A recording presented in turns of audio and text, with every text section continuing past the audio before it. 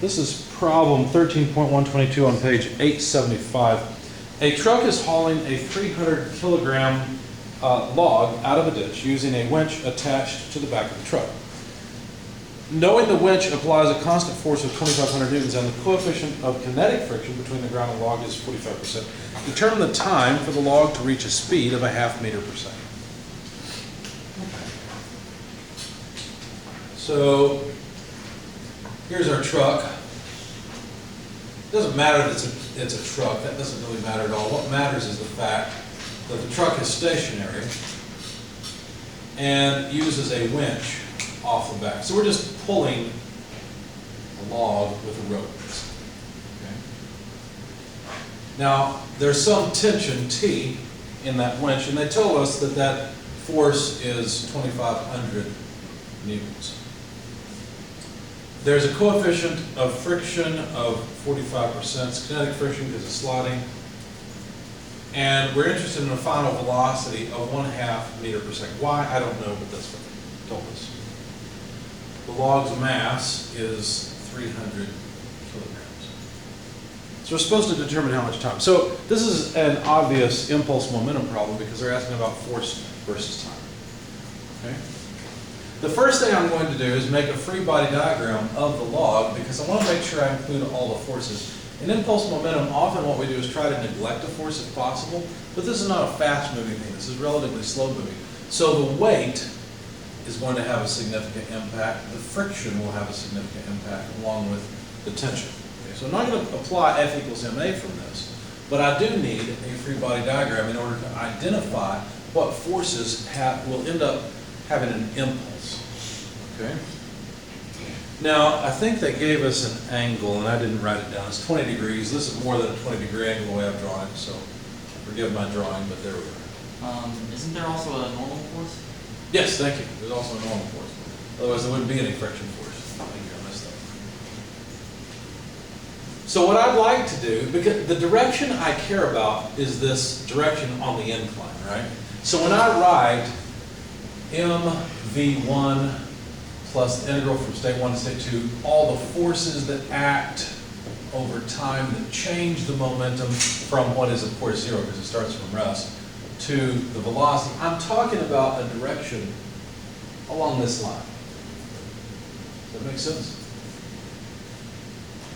What forces act? Well, the tension acts, friction acts, and part of the weight acts. All of those things have a significant impact on the log.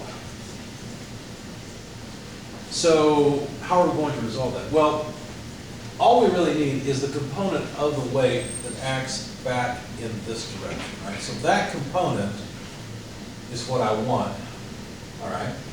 That means there's a 20-degree angle there, so this is the sine side. So basically we have plus tension minus friction minus that component of weight, so that's mg sine theta.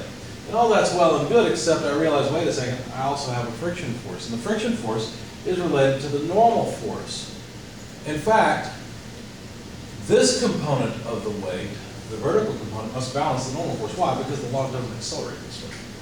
So the normal force is equal to the weight times cosine of theta, right? Because those two forces balance.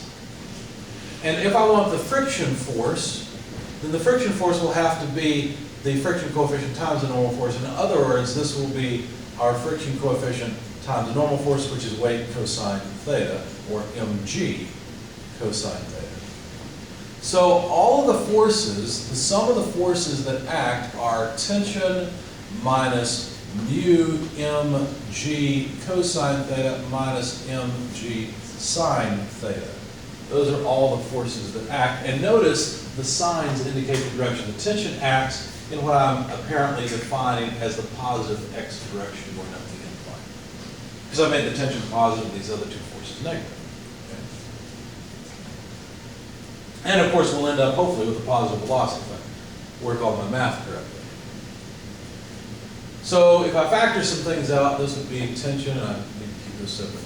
Tension minus, what all can we factor out? mg multiplied by mu cos theta minus sine theta. Okay? So what I've got then is integral from state 1 to state 2 of all the forces, which is tension minus mg times mu cos theta minus sine theta dt equals mass times velocity in state 2. Now I'm going to drop the vector sign because I've taken a positive x coordinate and this is just summed along that line. So I know that this velocity, this momentum at the end will end up being along this inclined angle.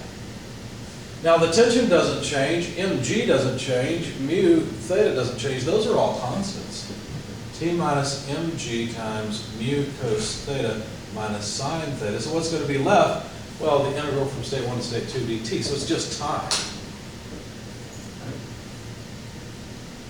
So we have tension minus mg times mu cos theta minus sine theta, all multiplied by time equals the mass times the velocity in the end.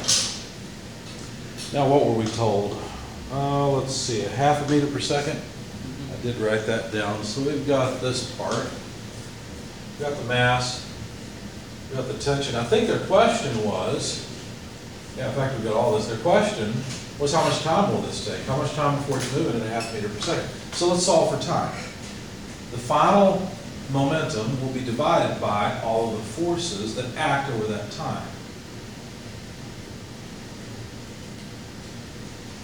And that's what we have to evaluate. That'll tell us how much time it takes to get that log up to the speed of 1/2 meter per second. So the mass, let's see, if I simplify this just a little bit, I could multiply by 1 over mass everywhere.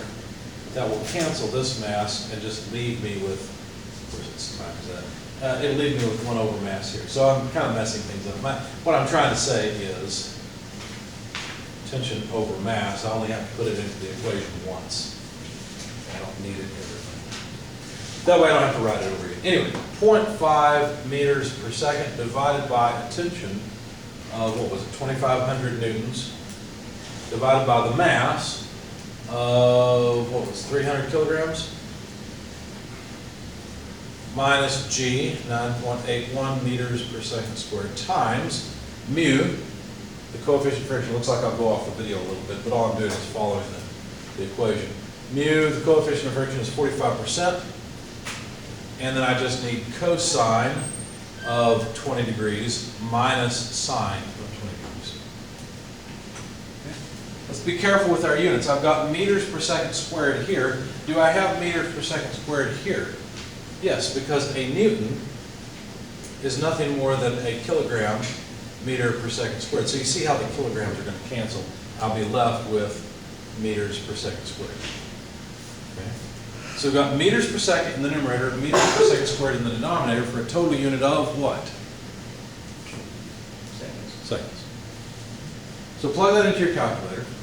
2,500 over 300 if you like, 25 over 3. Fewer buttons to press. Minus 9.81 times the quantity, 45% of cosine of 20 minus sine of 20. Invert that and multiply by 1/2. And how much time does it take?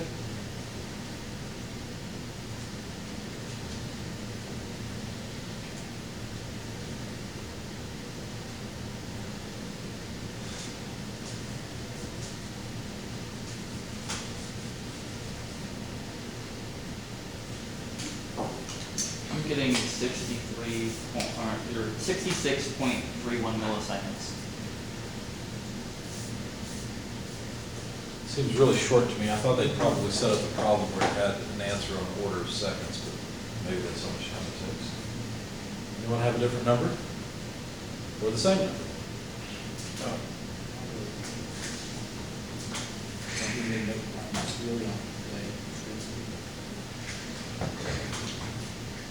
Nope. Same thing? So 0.0663 is what you're all getting. What? No. No, we're not getting that. You're not getting it, okay. No, but we're also getting things that are ridiculously small. They're really- Well, here, I'll.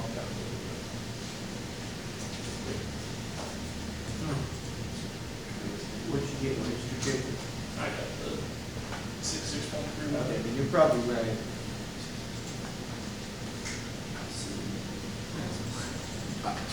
So you all are getting the same thing, 66.3? That's what I got. It still feels wrong, but it is what I got.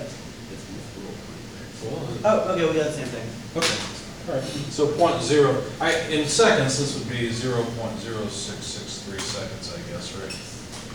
631. Okay. Let me make sure I didn't make a silly mistake along the way. You know, we could calculate this another way. Did you notice these are the sum of forces? And doesn't sum of forces equal mass times acceleration? Couldn't we then calculate the acceleration? Let's just see if we get the same thing. Why not? Acceleration would be t minus mg mu cos theta minus sine theta divided by m. Notice that what we've got here, watch what happens. T over m minus g mu cos theta minus sine theta. You know what we've got?